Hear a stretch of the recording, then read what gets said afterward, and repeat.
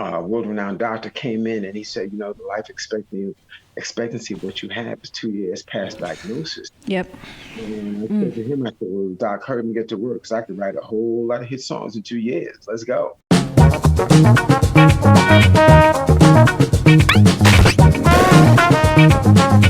Welcome to a podcast about nothing with V and AD. AD, we have a real superstar this time. No, for real. We made it, y'all. We have made it, okay? Mr. Paul Anthony George from Full Force. Tell us. What's going on? What's going on? Hey, Happy New Year. Hey, thank you for being on the show. We really, really appreciate it. It's wonderful. It's all day. Absolutely. Yo, Glad to do it. Yo, you are a legend, obviously. You know that. Tell us a little bit about yourself. Let's see. Yes, I kind of call myself a master life champion. Yes. Paul Anthony from the legendary Full Force, and people know us from House Party, of course. We've been in business for about years.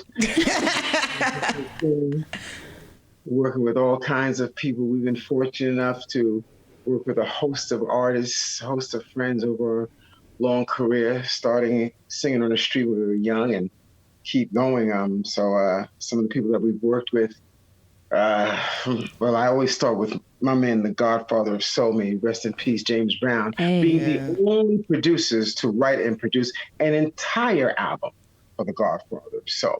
So I'd like to start with the legends. And of course, my baby, my sweetheart, Miss Patti LaBelle. That's my girl. Love to Miss Patti. Had a great relationship with her, working on some great stuff with her. And then I worked with Hall & Oates and did something on B.B. King's project, worked with a lot of legends. And then I think we're more famously known for co-writing basketball, Curtis Blow. Mm-hmm. And then after that, bringing the world UTFO's Roxanne, which opened up the pathway for other female rappers to come. Then after that, we're credited with bringing the world of freestyle dance music with Lisa and the Cult Jam, to which we put that group together, wrote, produced, managed. Then after that, Cheryl Pepsi Riley, Thanks for My Child. This is all part of the Full Force family that we managed. Mm-hmm. And then later on, we were one of the first people to bring the Backstreet Boys and bring NSYNC and bring LFO and my baby Britney Spears, One Love to Britney. She camped out at my house in Brooklyn, bringing out the vocal cords with Britney. Then, of course, One Love to Britney and my Brooklyn. baby Riri. Of course, bringing out Rihanna. We worked with Rihanna on her first album, That's Always Love. We were the first ones to tell the world about Nicki Minaj. I Nicki told you that. Yep. Yeah, took her all over the place to all kind of labels, and I, got our Grammys working with my girl Fergie and my brother Will.I.Am. Love my brother Will. Will, that's my man.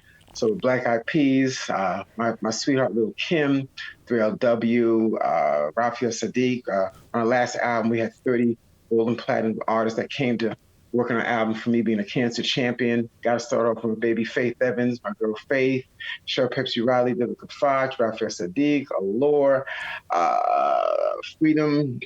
Goodness gracious. I can't keep up. And then, of course, in between, we had the time to shoot a little movie called House Party. Did fairly well. It's been hanging around for a little bit out now. Push groove. And so, God has been good. We did a lot of things. And the best thing about it is we're still not done. Amen. That's right. Hey. So thank you for listening to a podcast about nothing. No, I'm just kidding. Look, oh my goodness. I'm definitely a fan. Obviously, we are definitely fans. We were looking at some of your videos, and Lisa and the Cult Jam, all you see is you in the background with this mesh, this mesh shirt, white pants, and you were just dancing, okay? Just dancing. The jerry curl coming down. I was like, Mom, look, this is who we're talking to. She was like, I know. She was so excited for us. So thank you. But your biggest accomplishment, and which is what we really want to get into, is surviving, being a 3-time cancer survivor. And I think amen, amen, amen. Everybody clap it up because that is everybody is affected by, this thing, cancer. And we definitely can relate. And if you can give us a little insight on that, obviously we have questions, but tell us how it all started, if you don't mind. Well, how it actually started, the origin, I'm sure a lot of your listeners and your viewers may have known my history, but I always like to recant in case those who don't know. I mean, it actually started when I was in the gym training, because one of my other accomplishments that I'm very proud of is I've literally inspired and engaged millions of fitness enthusiasts, bodybuilders, and people that stay in shape, because I was one of the first, if not the first, to put fitness and bodybuilding constantly in the forefront in people's faces when I'm doing tours, concerts. It was actually all the full force. My brother B was in shape too, but I was the main one because I was always the guy in full force that, or in the music business, that would say the things others shouldn't, do the things others wouldn't, and then go somewhere where others couldn't. So I was always on the edge of doing things. I was in the gym training with my training partner. I remember I was squatting very heavy too. I think I was doing four plates on each side. I think I was doing 4 or 5 for like 10, 15 reps. I was killing it. And afterwards, just put it back. I felt good. And my training partner said, "Yo, Paul, what's that in your neck?" And I looked at the mirror and said, "Oh, shit, what is that?" It was a lump in my neck, right here. And I'm like, wow, well, you better check that out. Don't sleep on that. So fortunately, I'm not like most of our brothers, white, black, blue, whatever. We procrastinate when it comes to stuff like that. I don't. I'm guilty. I was in the doctor that afternoon, and they looked at it. It looked peculiar to them, but they did what's called an FNA, which is a fine needle aspiration, and they removed some fluids. And afterwards, they say, we see something here. We didn't want to look a little further, get a little more invasive. And then they did a biopsy, and it said seemed to be consistent with mantle cell lymphoma. So, I wasn't sure what that was. The word lymphoma vaguely goes back and forth in our ears, but I looked it up on my phone, and I said, I looked at it and said, wow. First 2 words I remember seeing was fatal and incurable, then fatal. Incurable, then fatal. First 2 words. I was like, I remember all I said was, wow. And then about 45 seconds after that, the only thing that came to me was, I said, I ain't changing shit. Yeah, that's what I said. That just came to me. And by that, I meant my constitution, who I am. I said, no, I'm not changing nothing.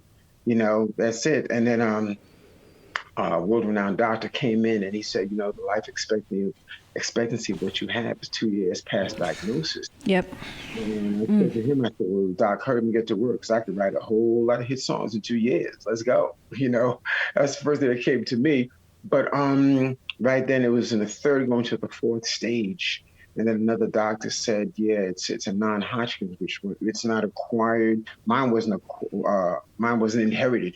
It was acquired. We don't know, but it was the 3rd going to the 4th stage. So right then, the second thing I did was me and my brothers and my wife, we went on tour. By that I mean, we went to so many different hospitals to see what would fit me best. We went to Hackensack, New York Presbyterian, went to so many. While we were going to different hospitals, I was seeing a world-renowned doctor named Dr. Fu, she's known in alternative treatment, nutraceuticals, roots, boiling things up. She's serious like that, because that does save lives. It just doesn't work as fast. Yeah. We'll get back to that later. So I went to her. So I started doing my acupuncture, my treatment, my circular breathing, just everything. Because in my mind, I was preparing myself for the chemo more than the cancer. Because I started saying to myself, okay, I get it. I said, I get it. I started saying, okay, God, what is this? What are you doing? What are you telling me? I said, oh, okay, I get it.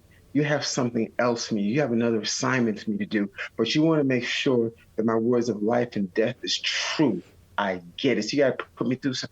okay, okay, good. So then I start saying to myself, okay, I get this. Okay, I got it. Because you just have to manipulate the energy. I Yeah. said, okay.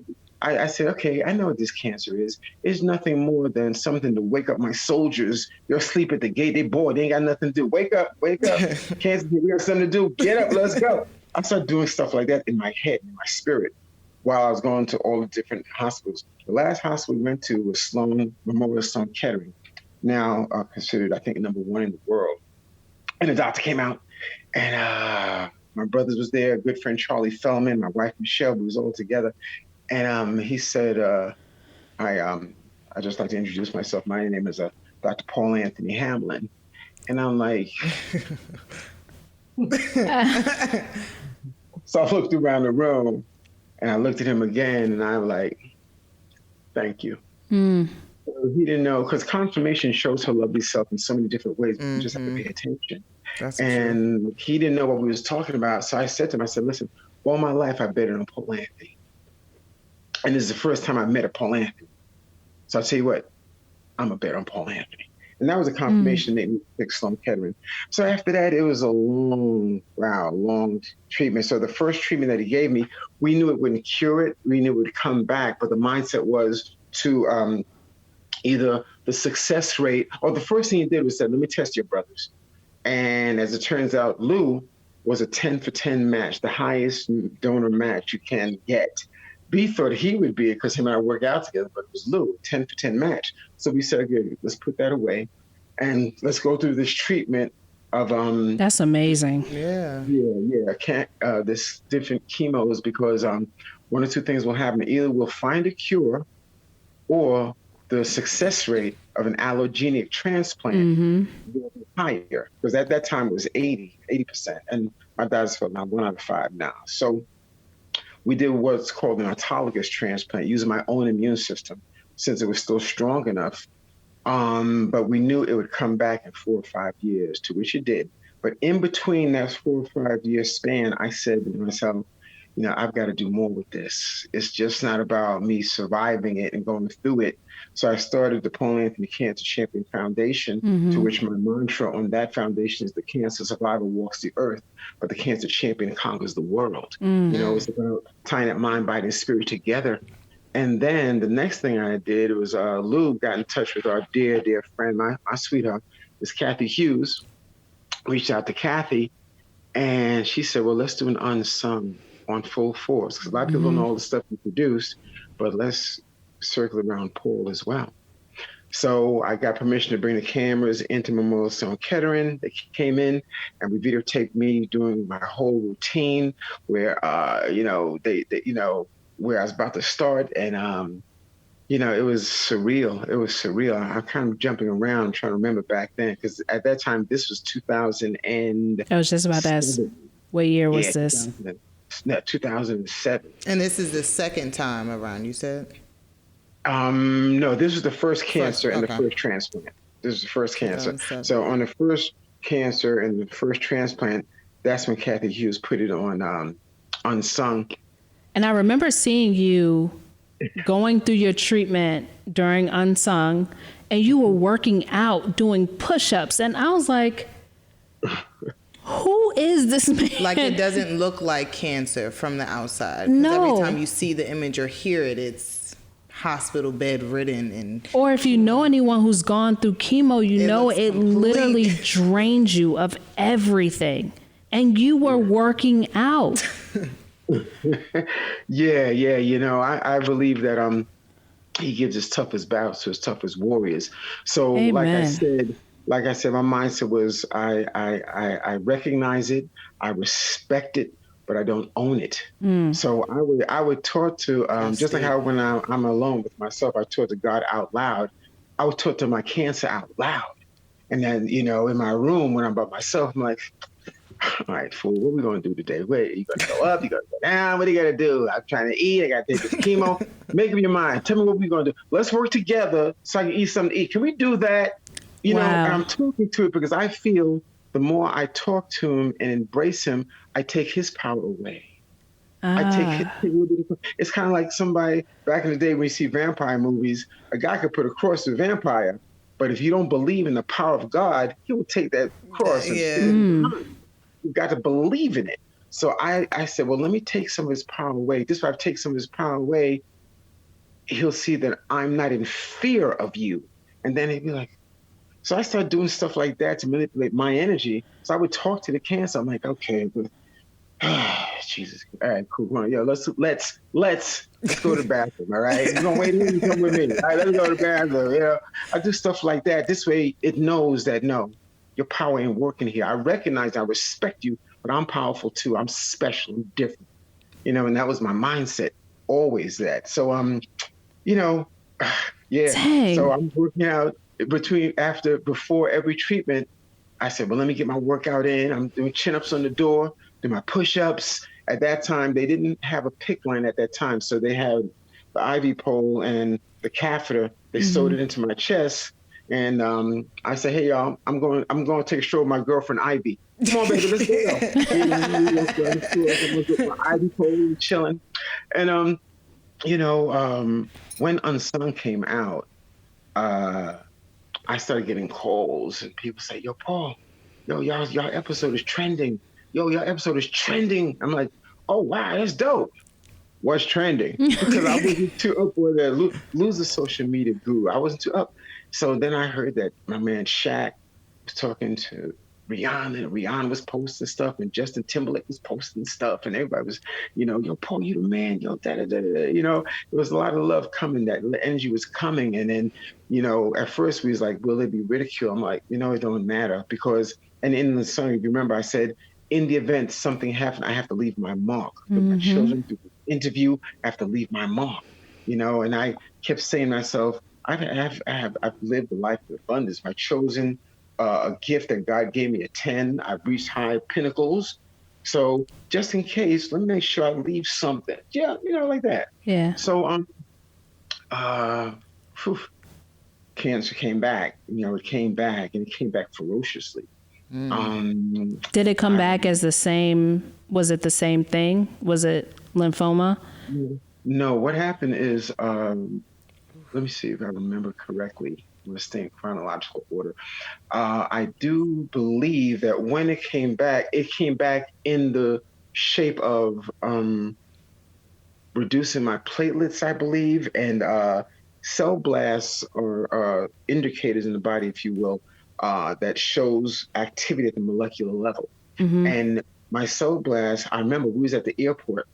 We was on our way to the airport because Dwayne Wade, then of the Miami Heat, he was flying us in because we were Gabrielle Union's favorite group. This is on Google. Y'all could just pull this up on YouTube and see it. I believe so it. we were going to surprise Gabby, and you know, and I got a call. Dr. Hamlin said, "No, don't you get on that plane. Get in here right now. Your cell blast just jumped. Like 7 is fairly fair. 10 is kind of dangerous. 12, mine jumped from 7 to 18." Jesus. And he said, get in here right away. And I had the guys, they flew out to Miami with us, and I had to go in, get more tests. And they said, oh, no, we've got to get you right away, because then they gave me a different type of, I remember it's called bendamustine. It was a different type of chemo. And what that chemo did, it held the lymphoma at bay, but it damaged my bone marrow, and my platelets dropped to 20,000. The average is like 185 to 225. It dropped, and then my second cancer came roaring in, and MDS is short for myelodysplastic syndrome. It's categorized as a cancer, and then shortly after that, it turned right into acute myeloid leukemia. Yeah. The word acute, operative word, fast moving, racing, going. And that was the first time from 2007, and this happened in 2012. That was the first time that my doctor sat in front of me and said, well, right now you're fighting for your life. As you sit there, you're fighting for your life. Because that kind of leukemia starts shutting your body down. And when he said that to me, I said, Doc, listen, hurry up and do what you're going to do so him and I can do what I know we're going to do, because he has things for me to do. So let's go. Go ahead. So as this treatment, man, I remember that treatment. This treatment was a trip. I remember that treatment. It was 14 days in a row, twice a day, triple dose, high intensity chemotherapy. Oh man, that bad boy. Woo, it made me grow hair and lose it again. That's how crazy it was. Woo, no eyebrows, no eyelashes. There were people in the waiting room with me that said, that's okay. We'll keep our cancer. We're not doing that treatment because when you're right at the precipice of life and death, they got to hit you with some strong stuff. And that's what it was. Make a long story short, they hit me with that chemo. And man, I remember in my room, at this time they developed PICC line. So I had a PICC line. And I remember it was just trip. I was receiving constant energetic nurturing from my wife, Michelle, my children, my friends, my brothers. Every transfusion, Lou would travel with me every day. My father, may he rest in peace. His wife, just lots of people just constantly give me that energy. Because for me, the energy works just as much as the chemo. Even my doctors, when it's time to give me a treatment, they would know, okay, let George know 2 days in advance because he got to do his energy thing. They know that. So important. It's so important. His energy up. So, and it was a trip because then when I got that treatment, little by little, for 5 days, life can go either way. I lost my guy next to me. I lost the guy in the room across the hall, 3 doors down. So while that's going on, I'm like saying prayers for them, but I keep saying that has nothing to do with me. I'm special. I kept putting that out there. So it was easy to find what room I'm in because mine was the one where you hear Jay-Z music blasting out the door. George, turn it down.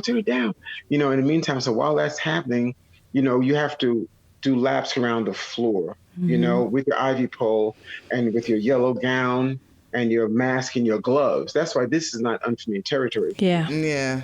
So you have to have your IV pole and walk, do your 12 laps, but just at a pace and wear your yellow gown backwards.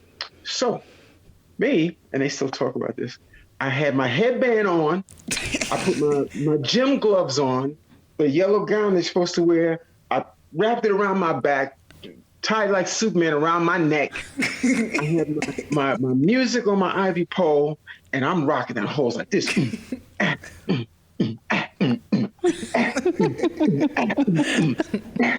The doctors, nurses, like, so while everybody's just moving slowly, I'm going backwards, turning around with the ivy pole.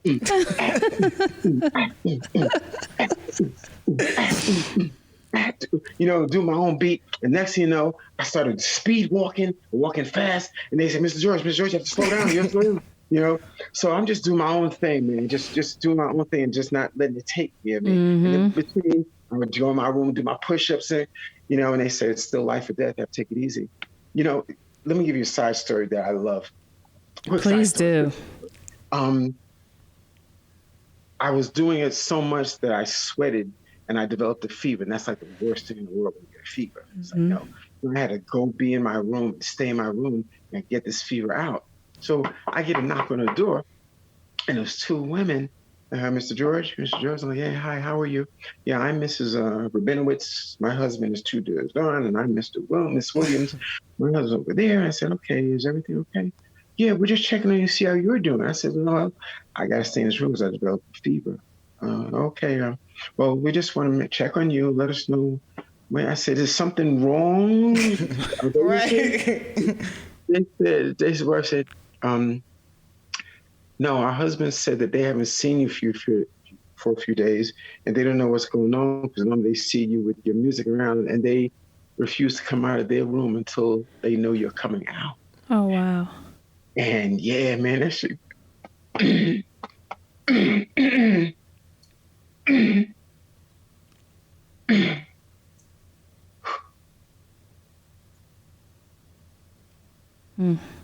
Yeah, so that touched me because you never know who you're impacting, who you're infecting. You know what I mean?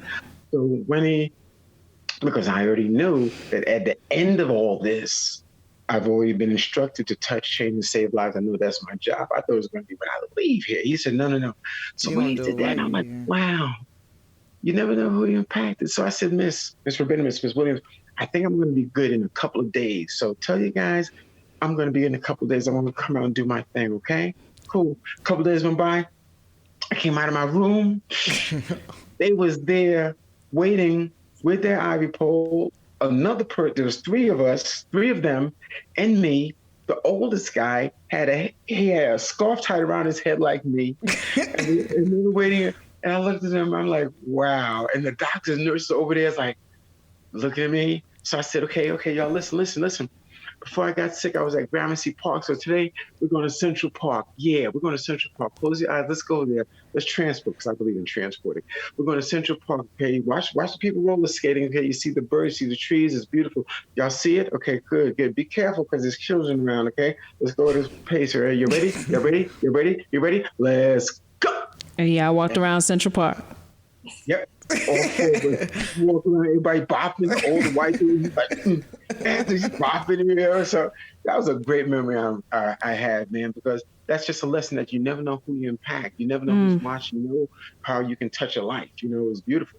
So anyway, but back to that, the doctor came and said, hey, your cell blasts are going back to normal. So everybody started getting excited. Well, no, that treatment was to wipe out that cancer. Now we have to give you a whole different treatment in 4 weeks to wipe out your immune system to make room for your brothers. And I'm like, oh, no. Yeah. So 4 weeks later, same thing again, only a different cocktail, different chemo. So 14 days in a row, twice a day, triple dose, high intensity chemo. And I remember that one. My head was in a toilet bowl many times. And that was to get you ready for the bone marrow transplant. Right, the transplant. My good friend Reggie Hudlin, who directed us in House Party, he had Miramax send me the Django before it came out, like 8 months before it came out. Much love to my brother Jamie Foxx. He was one of the first people to call me. We go way back with Jamie. He used to come to all our shows. He knew our choreography more than we did before we even knew it, you know. But he was one of the first person to call me and give me some love. Him, Usher. There's a bunch of people in the industry that gave me that love. But anyway, had to do that treatment, and woo, that was crazy too, you know. And then I just little by little had to come back, and then I stayed at the Hope Lodge. So in between, there's a lot of other things during the course, but that's a bird's eye view of my journey, you know. So it's been a long journey. 2012 when I had my second bone marrow transplant, courtesy of my brother Lou. It takes 5 years for full total engraftment, because during that, you will develop a GBS graft, which is host disease, but you got to be careful, you know what I mean? So for a year, anytime I step outside, I had to wear masks and gloves, you know? Yeah. So I'm like, oh yeah, this ain't nothing new, you know?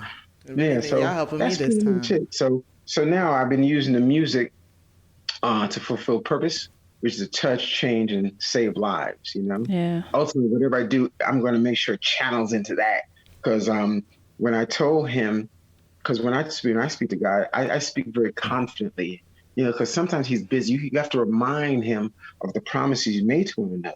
And then we're on first initial basis. I'm like, yo, G, listen. Look here, I know you're busy. I know there's a lot of clowns running around here, but don't forget what you told me, because I'm reminded, because I told you when you got me out of here, I'm going to serve you, I'm going to touch lives. So I'm just reminding you, yeah, I know you're busy, but listen. And he said, okay, P. I said, all right, G, we good. P and G, I love it. I love it. It's crazy how our stories, obviously everybody's been affected by cancer in one way or another.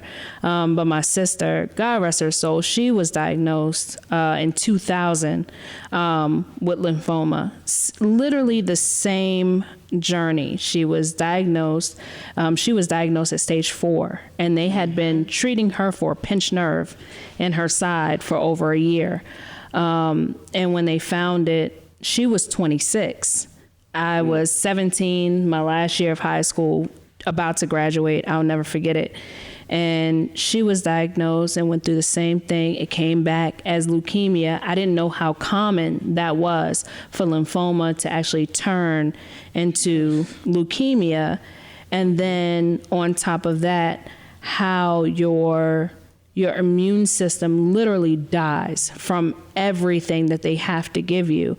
Ultimately, she passed a couple of years. She actually passed that year. She passed my senior year. Yeah, every transition I've seen with cancer also has been quick. Yeah, I think 2 years, like you said, the survival rate, it was she was diagnosed, I don't even think it was 2 years. But either way, again, it was so long ago. She passed from pneumonia, not from the cancer itself. Like you said, you have to be so careful. You know, the mask, the gloves, everything, because you're so susceptible to everything that's out in this world. So I thank God for your journey, that you are here to actually tell your story. And so how do you, with the bone marrow, because we actually had a problem finding my sister a donor. Ultimately, my brother wound up being a donor, but he wasn't a 10 for 10 match. You know, it was the closest that we could find. We went on tour to find donors and all that other stuff. So this whole story actually literally just hits home. And my brother wound up becoming her donor. How do you think, as far as like African Americans and being donors, how important is it?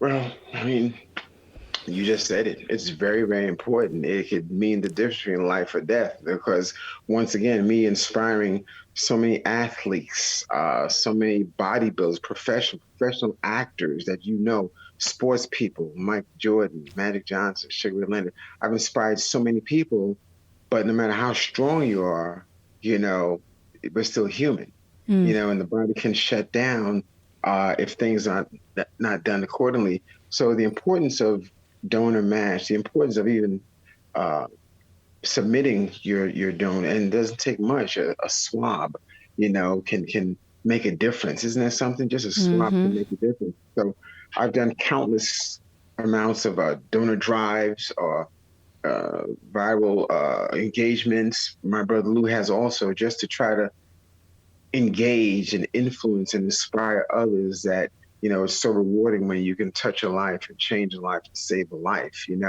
And it's crazy because when Lou was preparing for it, I remember he had a meniscus tear, and he pushed back his surgery so it wouldn't affect what I had to do. Or we found out crazy stuff, like there were one family that had five siblings, and because they were of some sort of religion, they refused to get tested. Yeah. And their children died. Stuff like that. It's like crazy things you wouldn't believe takes place, man. So it's important, man. Yeah, I can't stress that enough. It can make the difference. Yeah. And do you believe that, like, obviously your mindset, which they say, I was about to say, your mind sounds like it cured you more than anything else. From the story that you just explained, it sounds to me like your mind was the curator of everything else that you had to do.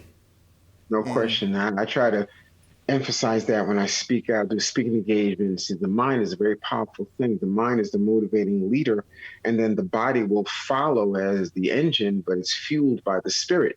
So I try to teach people about the mind, body, spirit connection is key, So that was definitely the key tool in the beginning. From the very beginning, I started engaging my mind and my spirit, and as I told you, manipulating the situation, controlling it, embracing it, not owning it, all these things are tools that are to our availability before, we get to the European medicine. And before we do that, there's so many things that, whether it's CBD or whether I was taking a very powerful thing called astaxanthin, and there's many natural things that combined can either slow or navigate. As people, you got to navigate to gravitate, navigate to accentuate, navigate to illuminate. There's so many things you can do.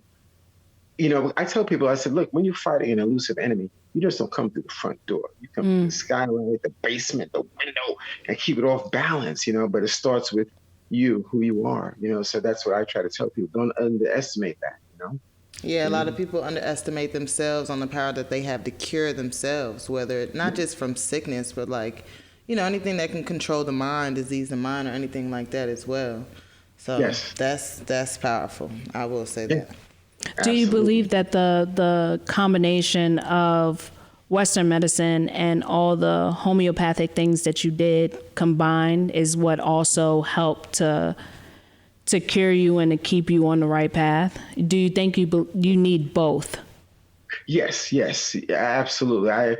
And that's why when I get invitations to speak at pharmaceutical companies or to natural homeopathic companies, because I never downed any of Yeah, them. you've never denounced anything. In life, Yeah. for me, it's not this or that. It's this and that. Everything feeds everything. And it depends because this thing is very individualized. But I wouldn't shed on anything. I took the natural stuff to weaponize myself and to arm the body because it was a fast moving enemy. I knew I have to do the chemo, but I want to prepare myself to strengthen for the chemo even more than the cancer, and of course both. But I had to do that because this thing was racing. You know what I mean? Yeah. Chemo has one job, and it's to kill. Yep. And it doesn't discriminate. It kills good and bad. And then let's not forget the die-off that's sitting on the floor of your body. We have to clean that out too. So there's a lot you have to do, but there's a place for that, Alternative treatments and nutraceutical treatments, they definitely do work, no question, but they may not move as fast as that. If you put something in the early stage, which is very rare, then you can do natural because there's hundreds of thousands of people that went the homeopathic route and cured the cancer and got to it. Absolutely. No question. But I wouldn't, dog the other one either. That works too. What stage, when you were first diagnosed with the lymphoma, what stage was it in? It was third going to the fourth. And I think after 3 weeks, it was in the fourth. Yeah. It was third going to the fourth stage. And then it was in the fourth, and that's when they was like, all right, hurry up. And I said, okay, we got 2 more hospitals, check out, because some treatments may be too harsh, some may be too mild. I've found both. One was Dr. Rai, who's a world-renowned for making breakthroughs in leukemia. His was too mild because his was just the CHOP. Every initial stands for a different type of chemotherapy. So his was just CHOP, but we knew it was going to come back in 2 years. No. And then I saw Dr. Guai, who's another world-renowned doctor from Germany and France. He was at Hackensack, and he believed in one called hyper-CVAC treatment. That was too harsh. It was like, months. I think, nah, that's too harsh. So then when I went to Sloan, that was right in the middle. That was right in between. Plus, we tested Lou. So I said, you know what? This one works for me. But I remember getting it. I remember I would get my treatment on a Monday, then my cycle would give me at least 48 hours. So I get my treatment on a Monday. I would go to the gym on Tuesday because I know Wednesday I need to lay still. It's going to come Wednesday and be like, But I said, okay, cool, got it, cool. So I know Tuesday I could do back, biceps, chest, triceps. Good. So Wednesday, I'm just going to lay still and let this thing go by. So that was my routine. Everyone has their own routine. That was my routine, Is there ever any diagnosis that they tell you, like, this is how you got cancer, or is it always an over the time thing because my aunt passed away from colon cancer, but I don't think there's one thing that you did, that diagnoses you with it. Is there something that they told you that you could have gotten it from this? They just told you it wasn't inherited, right? Right. I started going back and thinking on myself of what could have been. I remember the car I had at the time would let out fumes. I was procrastinating on getting the gas filter fixed from the inside. So sometimes I would inhale that. I thought, was that it? I just thought, where did it come from? You don't know. It definitely is not hereditary. Nor my mother or father had that. So we just never knew the origin of how it happened. And that's happens a lot because sometimes it can be something simple. We all have billions of cancer cells. Don't get twisted. Now, we have cancer cells. So what we do or what we don't do can activate, the Y, cross it with the X, and next thing you know, bam, you have things that happen, and it'll just manifest over a 10 or 15, 20, 30-year period.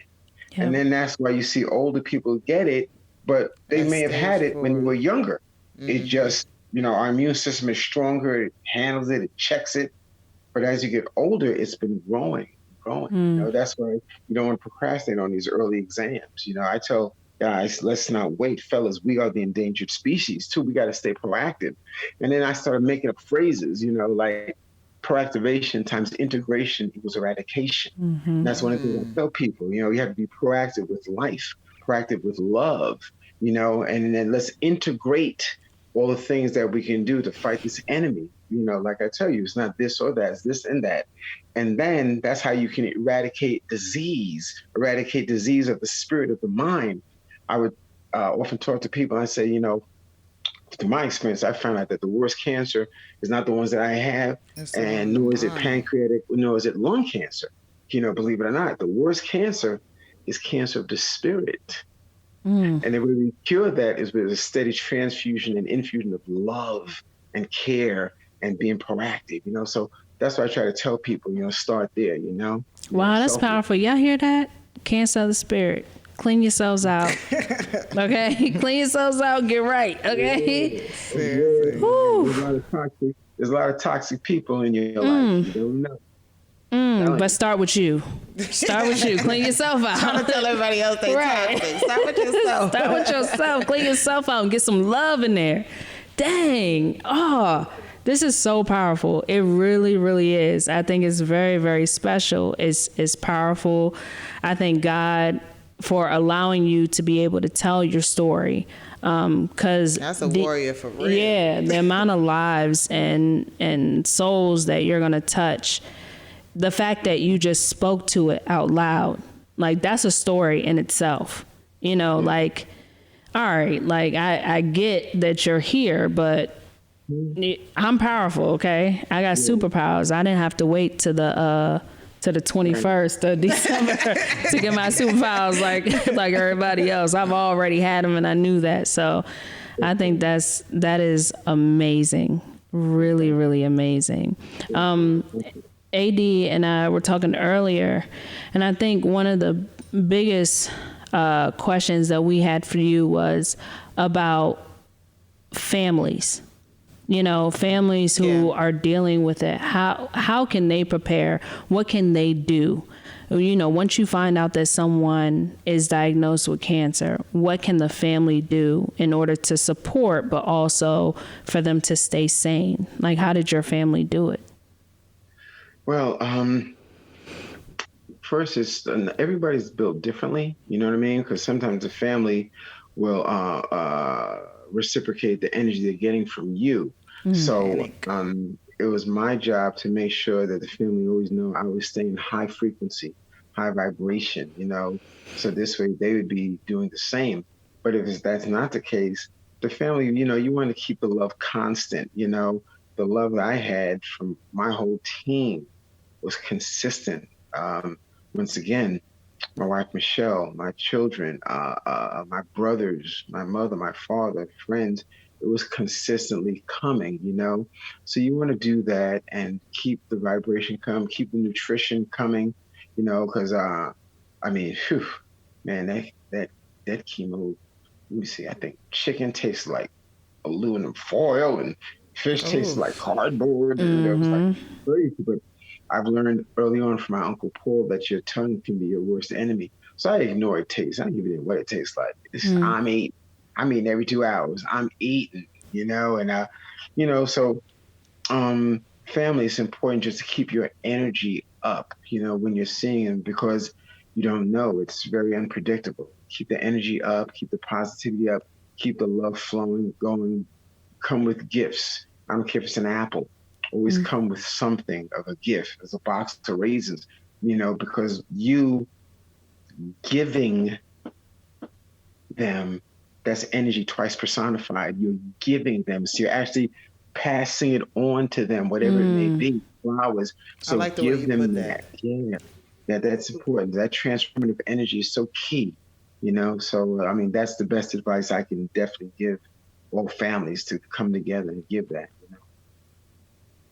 Dang. That's good to know. You need to give me a gift. Okay. See what I'm saying? Now you got her over here wanting Give me a energy gift to keep my transfer. energy up. It's crazy. Dang, man. Thank you so much. I like, obviously we're going to be connected for life. I'm going to just tell you that. Okay. I receive. Please, we're going to be connected for life. When is your birthday? My birthday's September 4th.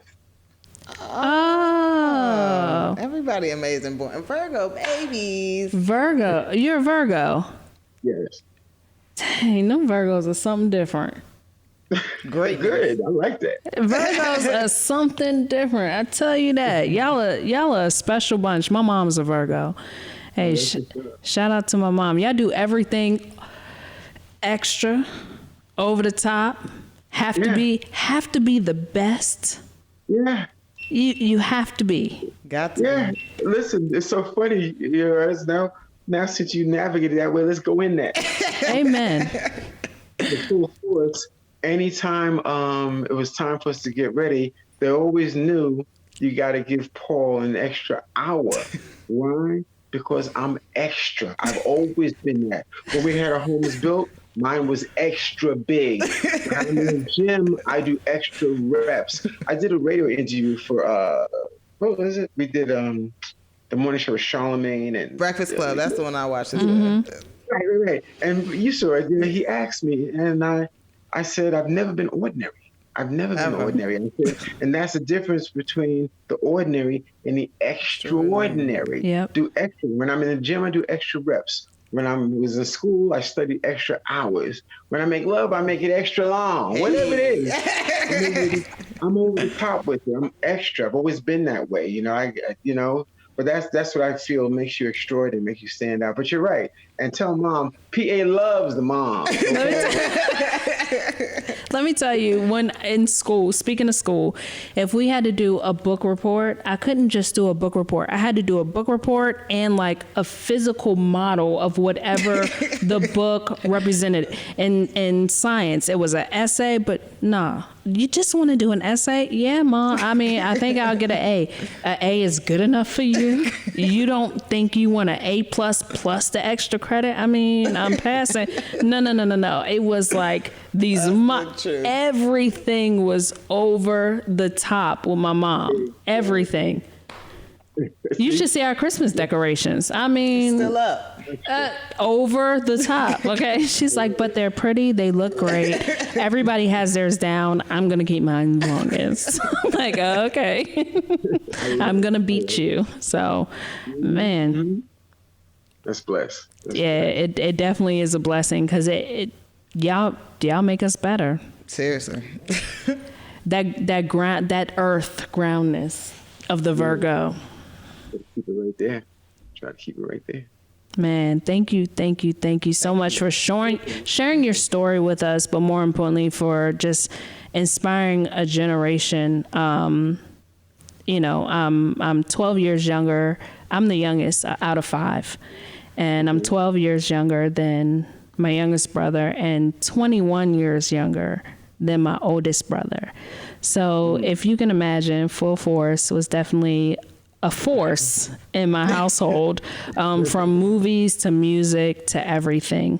So thank you for inspiring a whole generation and generations to come. Thank you for your journey, and for sharing your story and, just being a beacon of light to everyone around you. Much love, and I really appreciate it, man. Oh, thank you for the sincerity. I appreciate that. And if I can keep doing what I'm doing, because there's many, many more out there like me, there's many more out there. And I tell people, it's a special thing when you can just impact a life and touch a life. And that's really important. So, yeah, the music will continue. The industry's changed a whole lot, but there's still things to do and when, not if, when, because I'm always thinking and moving in positive affirmation. When this goes by and when this pestilence has gone, there's things to do to really engage and touch. And I'm looking forward to that. I do have one more question for you. Speaking of the industry, do you believe that it's harder for an artist to... asked this earlier. You say what? I said you did ask this earlier. Do you think it's harder for an artist to like break through today or when you were like really breaking into the industry? I'll give that a yes and no answer, only because the word breakthrough can be very ambiguous. By that I mean, right now you can be your own corporation. You can be your own artist. There's so many platforms. There's so many ways to get out there, to engage, to get the numbers out there, because it's a numbers game even more than ever. To get to touch other millennials, to monetize your lifestyle content, to engage and find other revenue streams. Now more than ever, you can do that. Of course, it takes money, but no, you can build up a following where now even YouTube, you do it consistently and they will monetize. And so there's different ways to do that. Of course, the major labels have all the big money, but sometimes you may want to get caught up in all that stuff. You know what I mean? So it's easier to develop your small little following. And I would tell people, small is now the new big. That's the truth. Small, get your core following, get your super fans, get your people who engage, who want to vibe you, who want to meet you, who want to be you, who want to live through you, and they will grow organically. They'll grow organically. You know what I mean? So there's a time right now where you can be your own person, your own corporation. You know what I mean? It just takes some funding, not a lot, but it takes relationships, and you just have to be consistent with it. That's it. That's it. Y'all heard that? All y'all artists. Be your own corporation. Seriously. And get it together, okay? So, man, Paul, thank you so much. I know I've said this like 3 times so far, but it's hard to let this conversation go. But thank you. I just want to hear you talk some more. Hogging up people's time. Look at you. Man, but thank you. Thank you. I appreciate it. All love. We'll do it again, because there's a few things that we're coming with. I'm still going to do a special house play celebration this year. And like I said, my artist, LaConda Davies, is going to do some special things. Full Force, we're doing some special things. We're going to have a whole YouTube channel. I'm working hard with some very good brothers on the Full Force documentary. That's going to be good. My man, Lank the King, me and him talking some special things. So we got a few special things coming I'm excited about. I'm excited ahead of time, okay? Me too. That's the energy we need. I know. Ain't my type of hype, baby. She ready to dance. I'm about to put on all the music and do all of it. I can feel it. I feel like she is. Man, thank you so much. Thank you so much. We'll do it again, and next time, hopefully in person. Much love to you and the family. Rhonda, thank you so much. Thank you. Okay, take care. Bye-bye. All right, bye-bye. Bye-bye.